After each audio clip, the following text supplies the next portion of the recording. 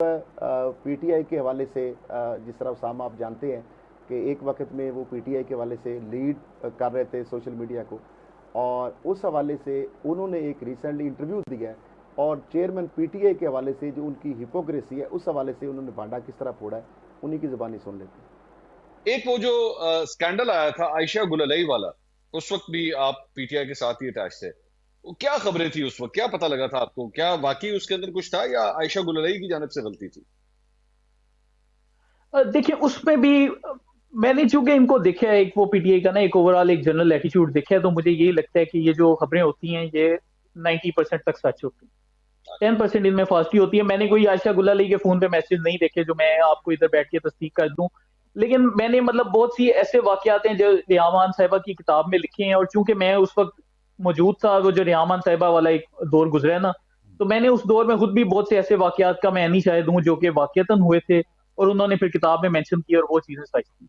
कुछ जो खान साहब की पर्सनल चीजें थी, ऑब्वियसली मैं उनका कोई प्रिवी नहीं कि मैंने उनको देखा हो या मैं जानता हूँ जो उन्होंने किताब में लिखा है, लेकिन जो उन्होंने वैसे जनरली वाकयात बयान किए और जो जो उन्होंने लिखा वो ज्यादातर सच है। इसमें एक और चीज ये भी है कि मैं आपको मजे बात बताऊं कि अब वो डॉक्टर इस्लाम की और वो बुशरा बेगम की एक वो कॉल आपने सुनी होगी, लीक हुई थी जब रियामान साहिबा का दौर था। जी जी, जब रियामान साहिबा का दौर था तो वो भी पॉलिटिकल जो सी थी मामलात में इन्वॉल्व थी, और उनकी भी हमारी सोशल मीडिया टीम से बाकायदा मीटिंग्स होती रही हैं और मुझसे मीटिंग्स होती रही हैं, और उन्होंने हमें वो सियासी हिदायतें उस दौर में जारी करती थी। वो बाद में है वो कहती हैं कि जी मेरा पॉलिटिक्स में कोई ताल्लुक नहीं, लेकिन हम इसके भी यदि शाहिद है कि ये चीजें भी उस पार्टी में हुई। जी नाज़रीन, जिस तरह आपने देखा कि ये बात भी आपने सुन ली, और वो मोदी के वाले से ख़ास उन्होंने एक बात की थी, शायद वो इसमें नहीं आ सकी, कि उन्होंने कहा कि मोदी के यार है, गद्दार के वाले से हमें ये पट्टी पढ़ाई गई, और जब वो वहाँ पे गए तो बयानिया उनका जो धड़ाम हुआ तो उसके बाद हमने एक ट्रेंड चला दिया, फरहान जो बता रहे थे, तो उस ट्रेंड के बाद जो है पीटीआई के ऑफिशियल हैंडल से मेरे खिलाफ ट्रोलिंग की गई, लेकिन चेयरमैन पीटीआई ने मुझे बता के उन्होंने कहा कि नहीं कुछ नहीं होता, आप मेरे साथ हैं। तो मतलब ये है कि ये यानी किस तरह दोगलापन, यानी दोगलापन जो है ना वो हर दौर में आपको नज़र आएगा।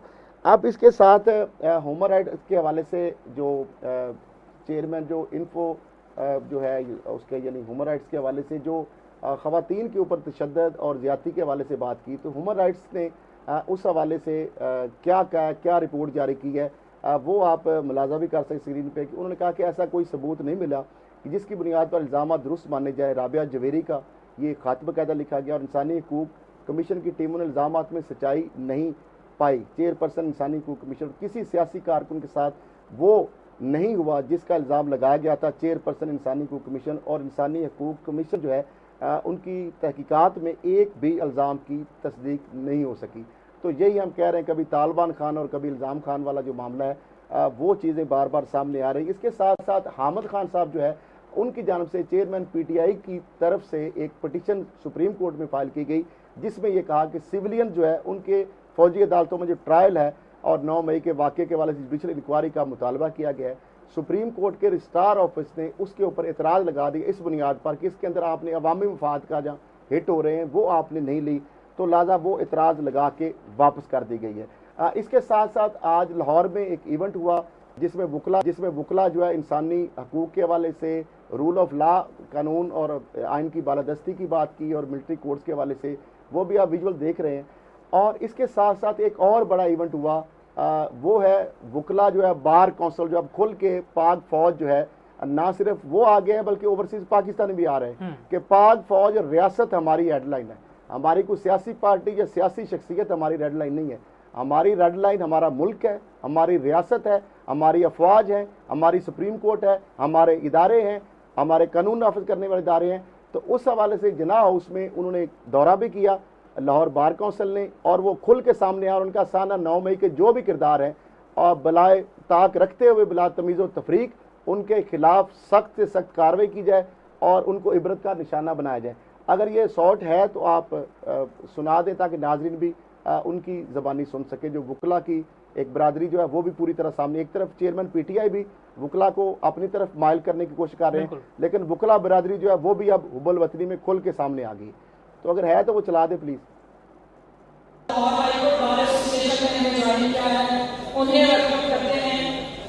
सलमान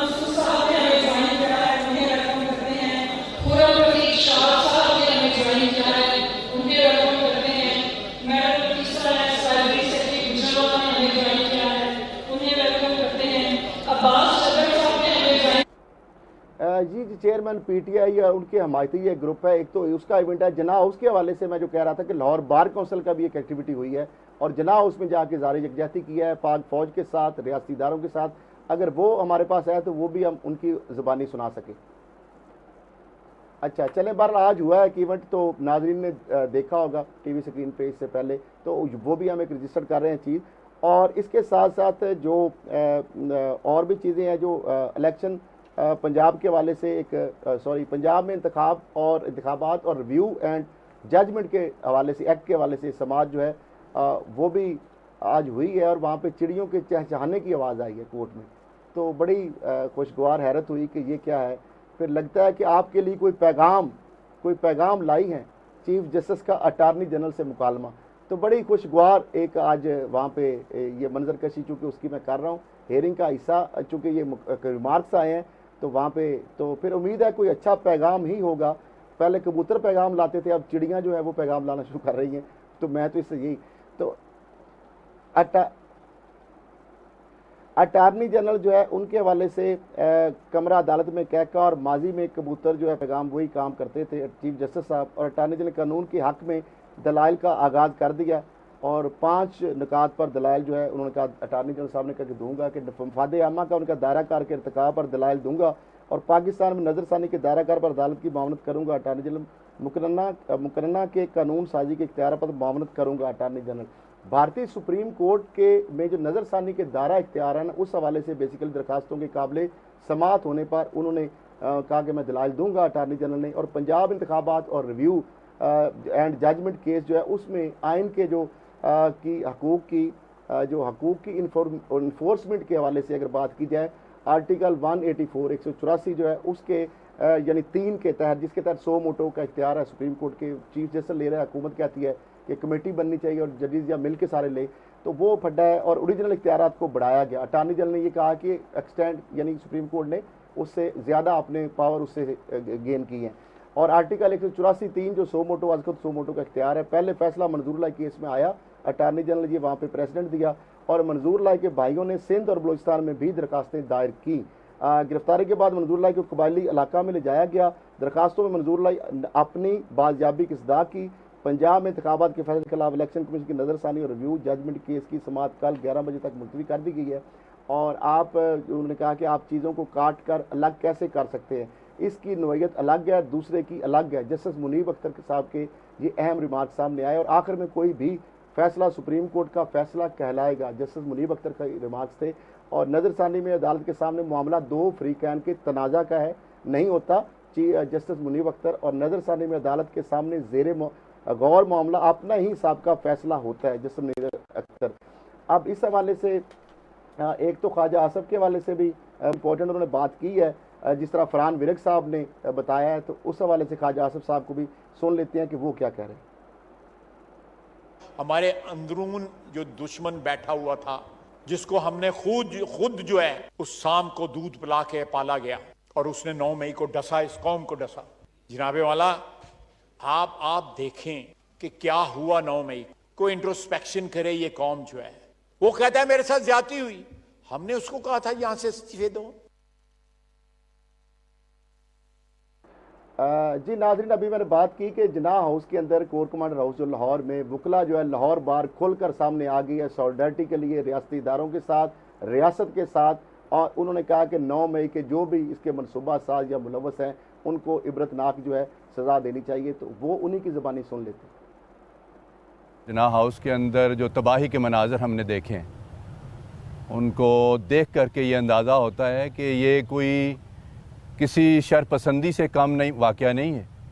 ये बहुत बड़ा सानहा है पाकिस्तान की तारीख़ में। 25 करोड़ आवाम जो हैं वो इस बात के मुंतज़र हैं कि जो लोग जिन्होंने बलवाइयों ने, शरपसंदों ने, जिस तरह के सहूलतकारों ने ये बदनमा वाक़या सर अंजाम दिया है, उनको करार वाक़ई सज़ा मिलनी चाहिए। आज मैं पाकिस्तान की बेटी होने के नाते, आज मैं जिन्ना की बेटी होने के नाते, आज मैं शर्मिंदा हूँ। आज मैं उन तमाम माओं की तरफ से शर्मिंदा हूँ जिन्होंने बड़ी कुर्बानियाँ दी। लेकिन अफसोस कि हमें नहीं पता था कि हम में से ही ऐसे दुश्मन पैदा होंगे जो हमारे ही ऊपर हमला करेंगे, और पाकिस्तान की बका के ऊपर हमला करने वाले किसी सूरत पाकिस्तान के बेटे नहीं। जी नाज़रीन, ये आपने खुद देख लिया और सुन भी लिया कि अब वकला की तरह ओवरसीज़ पाकिस्तानी, जिनको अब आपको समझ आ रही कि मैं बार बार क्यों कह रहा हूँ कि हमसे ज़्यादा वो मुहब्बे वतन है, और आज ओवरसीज़ पाकिस्तान ने उसका हक अदा कर दिया और वो भी मैदान में आ गए। यानी आप देखें 1 करोड़ अगर ओवरसीज़ पाकिस्तानी है तो उसमें 500 बंदे जो है अभी तक हम ढूंढ सके हैं पूरे तमाम रियासती वसाइल, उसमें भी मेरा ख्याल है 5% भी नहीं होंगे उस 500 में। तो ये हमारे लिए खुशहाल बात है। तो ओवरसीज़ पाकिस्तानी जो है अब वो भी उन्होंने कहा कि पाक फौज रियासत पाकिस्तान हमारी रेड लाइन है, इसके अलावा हमारी कोई रेड लाइन नहीं, उन्हीं की ज़बानी सुनते हैं। उनके चेहरे बेनकाब हुए, ये फ़ौज है तो हमारा मुल्क है और हम सब कौम के साथ एक साथ जुड़े हुए हैं। जिस तरह से हमारी फेडरेशन है, उस फेडरेशन में एक फ़ौज ही वाहिद इदारा है जिसने सब इकाइयों को जोड़ रखा है। आर्मी जो है वो किसी भी कंट्री की रेड लाइन होती है, और ये जो पाकिस्तान तहरीक इंसाफ के लोग कहते थे जी इमरान खान हमारी रेड लाइन है, असल में जो पाकिस्तान की आर्मी है वो पाकिस्तान की रेड लाइन है। और जो तहरीक इंसाफ के ये कारकुनान ने और लीडरान ने फौजी तनसीबात पर हमले किए हैं, मेरा ख्याल है ये इससे बदतर चीज़ कोई हो नहीं सकती। और इसकी वजह सिर्फ एक ही है कि जैसे कि मैंने लास्ट टाइम कहा था कि पीटीआई के कारकुनों ने, पीटीआई ने पीटीवी पे हमला किया, रेडियो पाकिस्तान पे हमला किया, इन्होंने पार्लियामेंट पर हमला किया, और अब आकर इन्होंने फौजी तनसीबात पर भी हमला कर दिया। पे बहुत अफसोस हुआ है जी, बहुत ज़्यादा गलत हुआ है आर्मी के साथ, ऐसा नहीं करना चाहिए था। और इंशाल्लाह पाक फौज के साथ खड़े हैं शाना बशाना। नाज़रीन, खबरें आज